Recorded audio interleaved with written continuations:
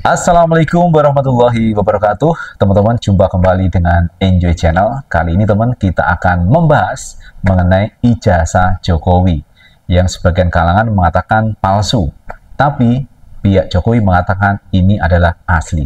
Yang benar yang mana? Ikuti video yang satu ini.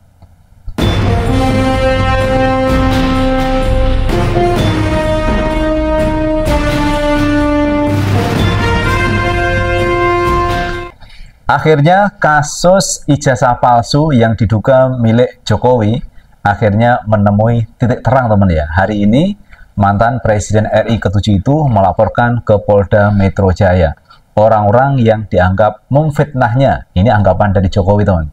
Dianggap memfitnah dilaporkan ke Polda Metro Jaya. Nah, orang-orang itu siapa diantaranya? Nah, aku himpun dari beberapa informasi teman ya. Di situ ada Roy Suryo, ada Rismon Sianipar, ada Riza Fadila, kemudian ada Dr. Tifa. Jadi 4 orang ini yang dilaporkan ke Polda Metro Jaya. Nah, teman-teman, untuk lebih jelasnya coba kita lihat apa yang disampaikan oleh Jokowi ya. Sebetulnya masalah ringan perusahaan ijazah palsu, tetapi memang perlu dibawa ke ranah hukum agar semuanya jelas dan gamblang. Ya dulu kan masih menjabat, saya pikir sudah selesai, ternyata masih berlarut-larut, sehingga ya dibawa ke ranah hukum akan lebih baik, sehingga sekali lagi nanti menjadi jelas dan gamblang. Nah, itu teman yang disampaikan oleh Jokowi mengenai ijazah palsu. Sebenarnya apa yang disampaikan Jokowi itu ada benarnya teman, bahwa kasus ijazah palsu itu sudah ada pada waktu Jokowi itu masih menjabat presiden.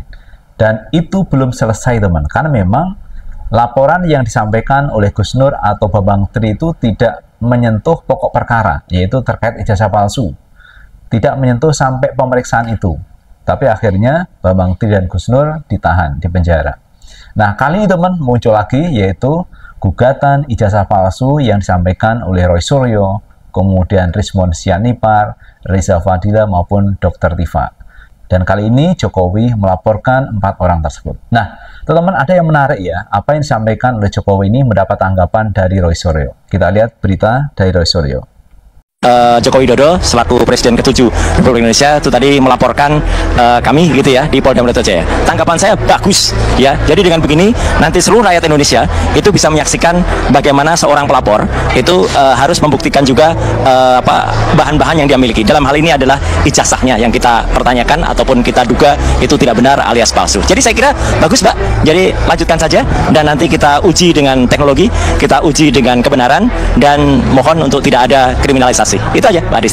Nah, itu teman yang disampaikan oleh Roy Suryo. Roy Suryo malah berterima kasih kalau Jokowi itu melaporkan ke Polda Metro Jaya. Karena Jokowi itu pernah mengatakan, siapa yang mendalilkan, berarti dia yang harus membuktikan. Artinya apa? Ketika Jokowi melaporkan, berarti dia harus mendalilkan bahwa dia punya data yang valid, yang sahih, yang asli, yaitu ijazahnya.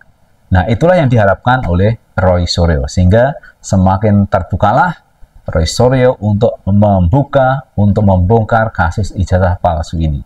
Dan ini merupakan pendidikan politik yang bagus. Artinya apa? Bahwa seorang pemimpin itu kalau mendaftar untuk jabatan-jabatan publik itu harus ijazahnya itu harus asli teman ya. Mulai SD, SMP, SMA itu asli. Sehingga tidak diragukan ketika dia menjadi pemimpin teman.